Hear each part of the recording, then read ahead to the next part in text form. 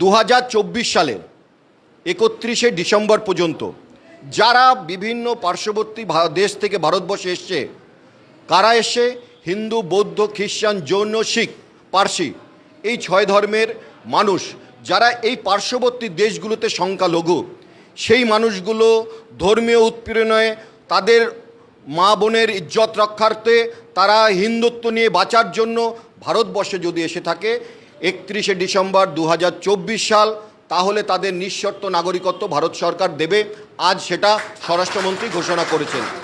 আপনারা তপশিলি মোর্চার সব থেকে বড় কাজ এখন হবে আপনারা আপনাদের এলাকায় এই বিষয়টাকে তুলে ধরার জন্য, যে তৃণমূল যে অপপ্রচারটা দিচ্ছে, যাদের ডকুমেন্টস নেই তাদেরকে বাংলাদেশে পুশব্যাক করবে, সম্পূর্ণ মিথ্যা কথা তৃণমূল বলে চলেছে। আপনাদের প্রত্যেকটা বুথ স্তরে, আমরা কিন্তু নেতা যদি বড় হয়ে যায় তাহলে কাজ কমে যায়, আমরা কিন্তু কেউ বড় নেতা না, আমরা বুথ স্তরের নেতা, এইটা ভেবে কাজটা করতে হবে। তাই আপনাদেরকে অনুরোধ করব, এই প্রচারটা আজকে থেকে যেতে যেতে প্রচার শুরু করে দেবেন এবং বিধানসভা নির্বাচন পর্যন্ত যাতে কিনা আমরা সঠিকটা লোকের কাছে পৌঁছাতে পারি, সঠিক খবরটা, সেইটার চেষ্টা করবেন। আর তৃণমূলের এই ভ্রান্ত প্রচারটাকে মানুষকে বোঝাবেন যে ওরা বিগত সব কিছুই মিথ্যা বলেছে, চুরি করেছে, ওদের কোনো কিছুতে বিশ্বাস করার কোনো প্রয়োজন নেই। এত শক্তিশালী এসসি মোর্চা কমিটি হয়নি এবং কার্যক্রম করেনি।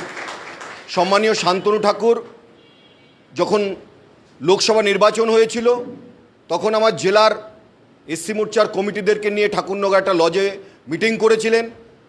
উনি আনন্দের সহিত বলেছিলেন যে জেলার মাদার কমিটির সমকক্ষ এসসি মোর্চার কমিটি। আমরা ভীষণ আনন্দ পেয়েছিলাম।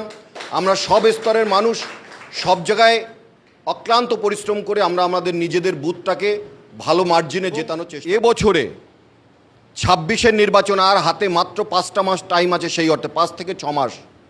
এই 6 মাসে আমাদের জেলা থেকে 10 তারিখের মধ্য থেকেই বড় আকারে কার্যক্রম শুরু হয়ে যাবে।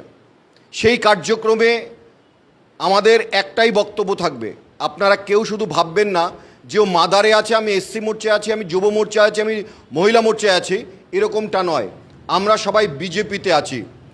আপনারা কেউ মাদারে থাকবে, কেউ তপশিলি মোর্চায় থাকবে, কেউ যুব মোর্চায় থাকবে, মহিলা মোর্চায় থাকবে, কিন্তু যখন কোনো প্রোগ্রাম হবে সব মোর্চাগুলো কিন্তু ওই প্রোগ্রামটাকে যৌথভাবে সার্থক করে তুলবেন। এটা আমাদের জেলা থেকে আপনাদের কাছে অনুরোধ।